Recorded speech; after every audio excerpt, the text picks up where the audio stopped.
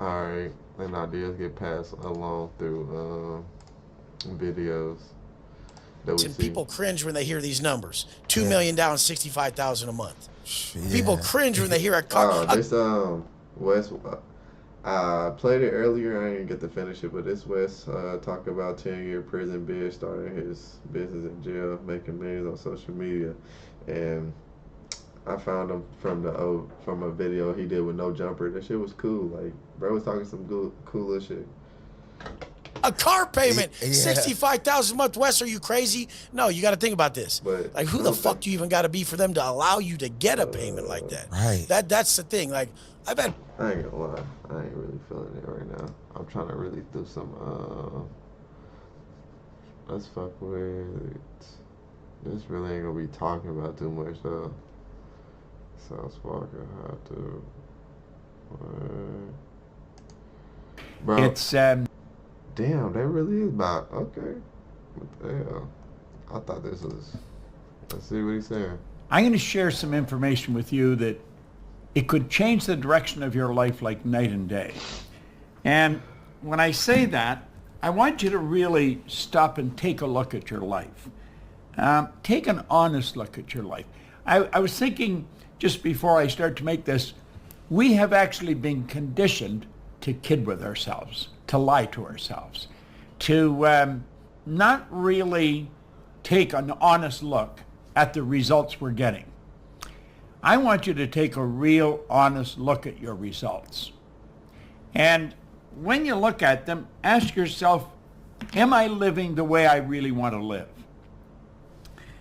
You see, most people aren't.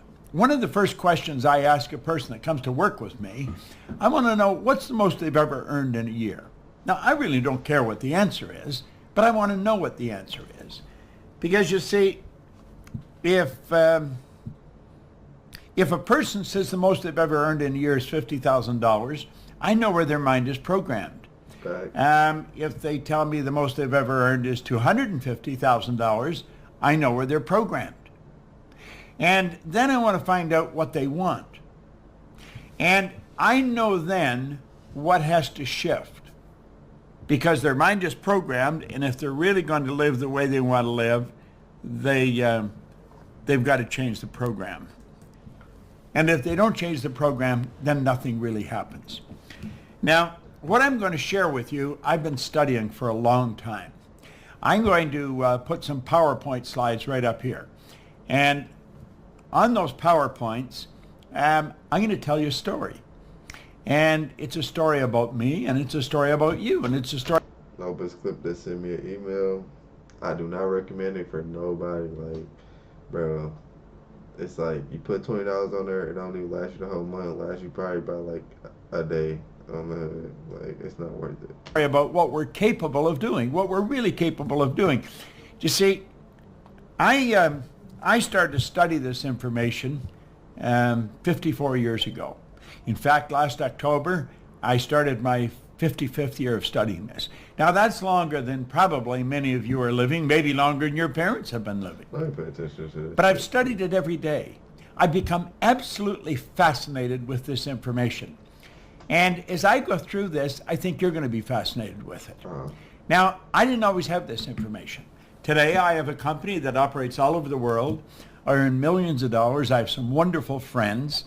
And I live an interesting life. When I wake up in the morning, I know that I'm going to be doing what I love all day long, and I'm going to be extremely well paid for it. But you know, it wasn't always like that. I have to go back to 1961. And in 1961, a man gave me this book.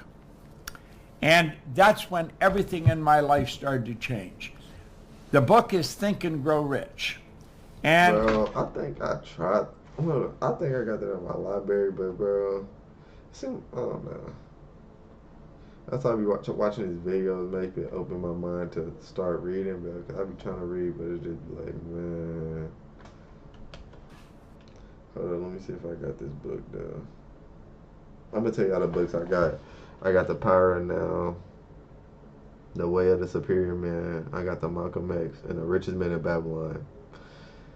All them supposed to be powerful books. I ain't really got into it. I'm trying to figure out the book for me on the hood. there was a huge shift in the direction of my life. Now, I'm not going to be on here long, maybe, I don't know, an hour. But in that hour, I'm going to suggest that you could change everything in your life. You see, today can be the turning point in your life by making a simple decision. But if you don't make decisions, you're going to stay right where you are. We have to make decisions. If we're going to change, we have to change the direction that we're going. And when we change the direction we're going, then we want to make sure we're going in the right direction. Because if we're not, we're going to either go backwards or we're going to stay where we are. Now, I had something pretty interesting happen. When I committed to study this material every day and follow proven direction, the change that took place was enormous. And you know, it can be for you. Now, there's one thing that you absolutely require if you're going to make a big change, and that's discipline. See, without discipline, nothing happens. Now, I found that discipline is the ability to give ourselves a command and then follow it. Now, I'm going to suggest as we go through this, and I suggest you make some decisions. Don't look at somebody else and say, what are you going to do? You see, what they're going to do has absolutely nothing to do with where you're going. It's what are you going to do? That's what really makes the difference. Now, I've worked with tens of thousands of people all over the world, and I've watched some absolutely phenomenal changes take place. I've watched kids go from a C&D average to an honors mark almost overnight. I would have difficulty counting all the people that have gone from ordinary incomes to multi-million dollars. That's really be crazy because nobody in our like culture, or I don't know, nobody who like this shit is not. I'll say is just frowned upon. Like, don't nobody do this shit. You see, earning money is not difficult. It's just that hardly anyone knows how to do it. And for good reason. We can go right to our school system and no one ever teaches us how to earn money. And for good reason, they don't know how to earn money. Now, is earning money all this is about? Absolutely not. This is about living the way you want to live. Now, I've been traveling all over the world. I started to study this, and great change took place, and then I wanted to know why I changed. And so I started to study it from a different perspective. I want to know what happened to me, which I'll talk again about in a moment. And so I began to study, and then when I figured it out, got the dots to connect, all I wanted to do was share it with other people. And everywhere I've gone around the world, I have found that people are essentially the same. Now, I've worked in China, I've worked in South America, I've worked in Australia, New Zealand, all over Asia, across all over North America, and certainly all over Europe. And people are essentially the same. Doesn't matter where you go. I don't care if you're in Shanghai, in Kosovo, or New York City. I have found that there's three things. You know, frequently after a seminar, I'll sit around and I'll chat with some of the people, maybe that were late leaving the room, and I'll call them aside and I'll say, what do you really want? And I found that not everybody wants to be really wealthy. But what they do want, they want to eliminate any financial concerns. In other words, if they want to get a new car, they want to be able to get it. If they want to take a trip, they want to be able to take the trip. Or if they see a sweater or a dress or a suit they'd like, they want to be able to buy it. They don't want to be wondering, am I going to have enough to pay the mortgage? They want to eliminate financial concerns. The second thing they want is they want to wake up in the morning and be excited about how they're going to spend their day. See, a lot of people are tied up in traffic, going to a job they don't like, working for somebody that is possibly even incompetent. Facts. Who left? I'm going to have to pause this one. I ain't going to lie to you though.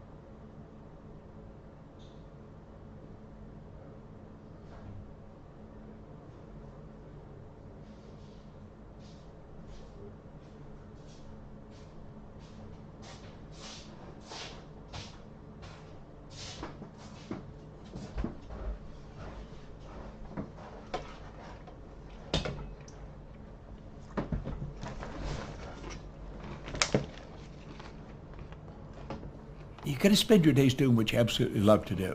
And the third thing, they wanted to mix with people who were really upbeat, who are enthusiastic, people that are becoming very creatively productive. Now, that is a pretty good way to live. You don't have any financial concerns. You spend your days doing what you love with people who are upbeat and creatively productive. That's a good way to live. That's the way I live today. But it wasn't always like that. No, it sure wasn't. I had a man sit down with me, and he did essentially what I'm going to do with you right now. He said, Bob, I want you to take a look at the results you're getting in your life. Really take a look at the results. And then he got me to think. He said, how do results happen, Bob? How do they actually happen? And I didn't know. He says, do results just happen? Well, of course, results don't just happen. And this is where the man approached me back in 1961. Yeah. He said, I want to magnify the results that you're getting in your life. Really take a close look at it. Because he said people are just falling short in a couple of areas. And he pointed out that we're only limited by weakness of attention and poverty of imagination. In other words, we got to stay focused, and we've got to use our imagination to build the kind of world we really want. Now, I think that's what you want to do. That's what I want to do. I don't think you were looking for something to do when you sat down to watch this. You see, I believe that you do want to improve the quality of your life. And a man named Ray Stanford sat down with me a long time ago, in 1961, and he put an R on a sheet of paper, and then he put an H. He said, Bob, that's happiness. He said, that represents health, and that represents wealth.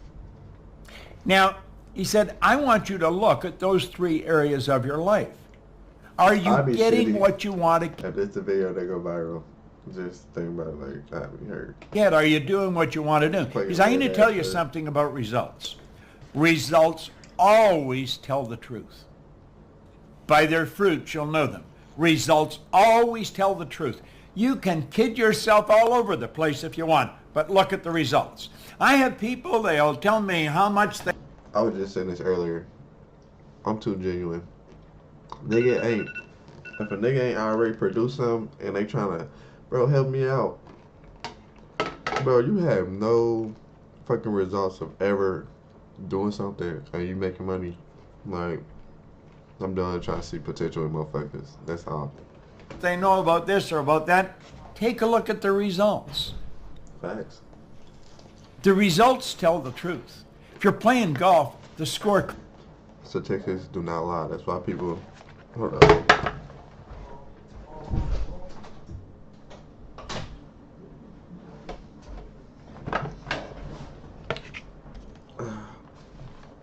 Statistics don't lie, bro. That's why it's a such thing unheard. The scorecard tells the truth. You see? Now think. Your bank account tells the truth. Your sales tell the truth. Your position in life, the health of your body. And he looked at all these areas and he said, do you think I'm a healthy guy? And I said, yeah, you seem pretty healthy to me. He said, have you ever seen me sick? I said, no. He said, have you ever seen me broke? No. You think I'm a happy guy? And I said, yeah. He was a healthy guy. Happy. Always had a roll of money on him. Well, he said, you know something? You're one of the most miserable people I've ever met. And I was. And he said, you're always sick. And he said, you're always broke. Now, he was being kind. I was earning $4,000 a year at the time. Look at this. I owed $6,000. That is not a good position to be in. You see, if I had taken every cent I earned for 18 months and paid debts, I would have just broken even. Facts. It was an impossible situation. He said, Bob, why don't you change your results? Do you know something? I honestly don't believe that ever entered my mind. I really don't. You say, well, it must have. No, I don't think it did. I think I got up in the morning and I just went to work. I did whatever I was doing and hoping things would get better. And you can get caught up in that system. That's why I try to change my work or where I work and shit. Because you can get caught up in that system. That's how you'll be at these companies for 3 or 4 years. But that's if you're trying to be on some entrepreneurship. It's cool if you want to work on the hood. But never sitting down and talking to someone that really knew how to make it happen. If you want to fly a plane, you don't go to a barber and ask them, how do you get the plane off the ground? If you want to learn how to dance, you don't go to a mechanic. You go to a damn good dancer. It doesn't matter what you want to do. If you're going to do something, go to someone who has demonstrated results. Now, this guy had demonstrated he was happy, he was healthy, and he was wealthy. And he said, do you ever read anything? And I said, no, I can't read. Now, that wasn't true. I could, not well, but I could. And that's when he introduced me to this book, Think and Grow Rich. I'm going to get that book. And he said, Bob, if you do exactly what I tell you, and you study this book and do exactly what the author tells you, he said, everything in your life will change. Now, he said, the man that wrote this book, Napoleon Hill, spent his whole life putting this together. It contains the best thinking of over 500 of the world's most successful people. Listen, I've been reading this one now since 1961. Now, think about that. That's a long time. He said he spent his whole life writing this. He said, I think it would be a very prudent move on your part if you spent your life trying to understand and apply it. Now, I don't know why, but I decided I would. Now, let me explain where I was starting from. I told you I was earning $4,000 and I owed $6,000. See? I had 2 months high school. 2 months high school. That was my formal education. I had never had a half-decent job. I just bounced from one job to another, in the bar, working in a bar, in the Navy, out of the Navy, working in factories. I'd never had a half-decent job. Now, I had every reason why I couldn't win. He said, Bob, there are reasons why you can't. You've got to quit thinking of those. You got to start thinking of how you can. He said, do exactly 10 years. Oh, no, that's off the top. Exactly what I tell you. Watch this. And so, you know something? I decided I would. But damn, why we got 1 year years? later, I was earning $175,000. My life changed like night and day. You say, well, what were you doing? I was cleaning offices. And then I took it over $1 million. I started cleaning one office. I would do anything honest to earn money. I was earning, about $100 a week, and I got an office to clean where I would wash the floor twice a month, and I got $30. Then I got another office, $65 a month. Kirby's Construction. Now I'm up to an extra $100 a month. Do you know in less than 5 years I was cleaning offices in Toronto, Montreal, Boston, Cleveland, Atlanta, and London, England? Went right through the roof. Now, if you had asked me what I think what he's trying to say is like just stick to one thing, because I was watching TikTok and it's like when you trying to get rich, just stick to one thing, because trying to do everything, you're not gonna master it, bro. Like most people got rich, stick to one thing, wavelength. That's how I call it. I was doing, I couldn't tell you. I would say I'm cleaning offices. I'm reading Think and Grow Rich. But you know, a lot of people were cleaning offices. They weren't doing what I was doing. A lot of people had read Think and Grow Rich. They weren't doing what I was doing. Now, I was trying to figure out how the heck did this happen? See, I had been raised to believe if you're going to earn a lot of money, you got to be really smart. Well, I knew I wasn't that smart, but I was earning a lot of money. Right. I was raised to believe if you're going to have a good job, you have to have a good formal education. I didn't have a good formal education. I didn't have a good job. I owned the whole company. And so I started to study. You see? I thought, I'm believing in lies. You don't have to be smart to earn a lot of money. There's people that are functionally illiterate. They can neither read nor write, and they're earning millions of dollars. There's people heading up large corporations that have never been inside a school. Now I'm not anti-school. I've made sure all my kids went through school. I just changed the question. I didn't ask them if they were going to go. I asked them where they were going to go. I'm mentioning this because I believe anyone can do anything if they can sit down and write it out on a piece of paper and then work at changing what's going on inside. See, in 1990, Joel Barker wrote a book. It's called Paradigms. He said to be able to shape your future, you have to be willing and able to change your paradigm. Now, I had no idea what a paradigm was. And you might ask yourself, do you really know what a paradigm I might steal this. is? Do you understand how the mind works? Because the paradigm has something to do with the mind. I knew nothing about it. But the man that encouraged me to study this put me on a track where I just kept going from one great mentor to another. I was living in Chicago at the time, and I heard about a man in Vancouver. I was trying to figure out why I changed. I had left my own business. I went to work with Earl Nightingale and Lloyd Conant in Chicago. Ended up being their vice president of sales. I would have gone there. I would have paid them to let me work there. I wanted to work with Earl Nightingale and Lloyd Conant because I wanted to study. I wanted to know, why did I change? I knew I wasn't lucky. Oh, no. And I heard about a man in Vancouver. Somebody said, Bob, you should go and listen to him. So I got on a plane and I flew out to Vancouver. At the end of the seminar, when the guy got on the stage, I knew that he knew what he was talking about. There was just such certainty in his talk. And so at the end of the seminar, I said, I would like to sit down with you for a couple hours. But he said, I'd like to probably sit down with you for a couple hours. But he looked at his watch. He said, I got to get out of here. And I said, I got to go now too. He said, where are you going? I said, I'm going back to Chicago. He said, what are you doing out here? I said, I come out to hear you speak. Now, I think he was impressed that I had traveled so far to listen to him. So I said, look, I'm not going to be in Chicago anytime in the near future, but I'm going to be in Toronto. And I said, I'm from Toronto. I'll fly over. I'll meet you over there. And so the two of us sat down in the Skyline Hotel. And we were there. We were supposed to be 3 hours. We were there for about 3 days. And he and I were as thick as thieves right up until he died. Now, he introduced me to this idea that I'm going to introduce you to. And what I'm going to show you is, without question, the most powerful idea I have ever learned.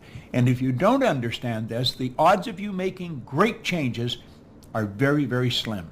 I want you to look at the mind and then look at paradigms. But let's personalize it. Let's look at your mind and your paradigm. Now, After you get done explaining this, I'm going to off here. I'll finish the rest tomorrow. let that drawing represent your mind. That, by the way, is the most valuable concept I have ever learned. There's the conscious mind, the subconscious, and the body. Okay? Now, the conscious mind is the thinking mind. Do you know that the average person does not think? Do you know that thinking is a subject that's not taught in school? You'll say everybody thinks. Hardly anyone thinks. I remember Earl Nightingale used to say, if the average person said what they were thinking, they would be speechless. Do you know what we do? We confuse mental activity with thinking. That's not thinking. Listen to what most people are saying. They'd never say what they're saying if they were thinking. Watch their behavior. They'd never do what they were doing if they were thinking. Back in 1981, I picked up a paper from Dr. Lawrence Rampell. Listen to what he said. Thinking is a skill which can be learned just as we learn skills such as typing and playing the piano. Few public schools offer courses devoted expressly to teaching thinking. Rather, we are expected to learn and teach thinking as a byproduct of learning mathematics, reading, history, science, a trade, and so forth.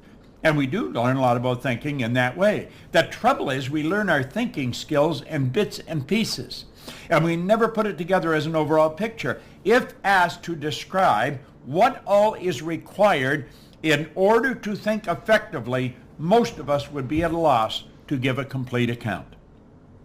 Thus, we are unable to assess our own thinking skills or systematically teach the skill of thinking to others. Well, it's with your conscious mind you think.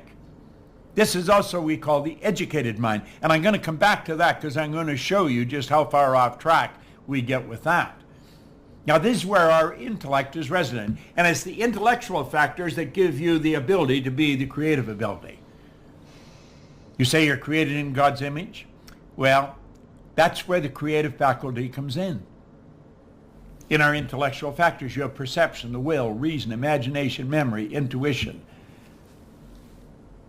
Now, the subconscious mind is quite different from the conscious mind. That's what we call the emotional mind. See, the conscious mind can think, so therefore you have the ability to choose. You literally choose where you're going. Now, the choice may be unconscious, but it is a choice. You have the ability here to accept or reject information. When we see something come on the news about the economy's taking a dive, say maybe for them or you, but not for me. You've got the ability to reject information. Somebody starts to tell you a bad story, reject it. Now think. You have the ability to accept or reject it in your conscious mind. You have the ability to originate ideas in your conscious mind. You can originate any idea you want. Now your subconscious mind has no ability to reject. It must accept. And here's something else. Whatever's placed in the subconscious mind is going to dictate your world. It really will. And your imagination or your subconscious mind cannot differentiate between what you imagine and what's real. So if you imagine something happening and you get emotionally involved, it's actually starting to happen. You may say, well, that's ridiculous. Well, the Wright brothers didn't think so. Ed Hillary didn't think so. Steve Jobs didn't think so. Think about it. Thomas Edison didn't think so.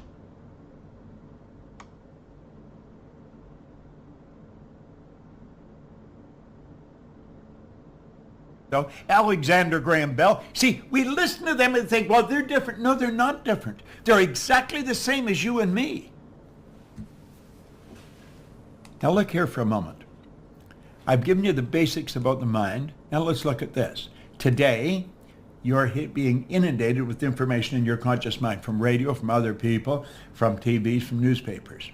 And you have the ability, because you have a reasoning factor, you have the ability to think. And you can say, I don't want that information. I'm not accepting that. And you can cause it to go away. Well, most people accept it because, like, I'm telling you, like, our generation, something wrong with that. Know something? We don't do that. Not only don't we not do that, we don't even think about it. We don't even think. Why? We leave our mind wide open. And it goes right in. What do we say about the subconscious? It has no ability to reject. It must accept. Why do we do that? That's how we're fucking programmed. Because we're programmed to do it. That's why we do it. That's our paradigm. How did that happen? How did it happen that we go around leaving our subconscious mind wide open? Because it's what's going on in the subconscious that dictates what you do. Well, let's look at it for a minute. Let's close the window here and open it over here. Now, I'm hoping you're paying attention to this, because this could be worth millions to you. It can cause you to live in a healthier body. It can cause you to build your business. See, this is you as an infant. Not today. This is you as an infant. And what's going on? Whatever's happening around you goes right into your subconscious mind. And it just keeps going in over and over and over. See, you're programmed genetically. That's why you look like your relatives. That's why I'm about to say. That's why people, your mama can't drink or smoke. You'll come out fucked up, twin. A little particle of energy from mom and a little particle of energy from dad came together. And that was the nucleus of you. And 280 days later, you made your debut on the planet. But you have all that DNA, moms and dads, going back for generations. You're genetically programmed. Many of your beliefs have just been passed from one generation to the next. And many of them are absolutely ridiculous. Well, you see, you're... Damn, I might get copyrighted for this video. I did not end that stream. Your self-image is formed when you're in your little life, when you don't even have the ability to think. Now, self-image is just one idea. A multitude of ideas are a paradigm. Look at the people we're surrounded by. You know, Robert Heinlein said, in absence of clearly defined goals, we become strangely loyal to performing daily trivia until ultimately... I'm going to end it here because it's going to overload my shit, so...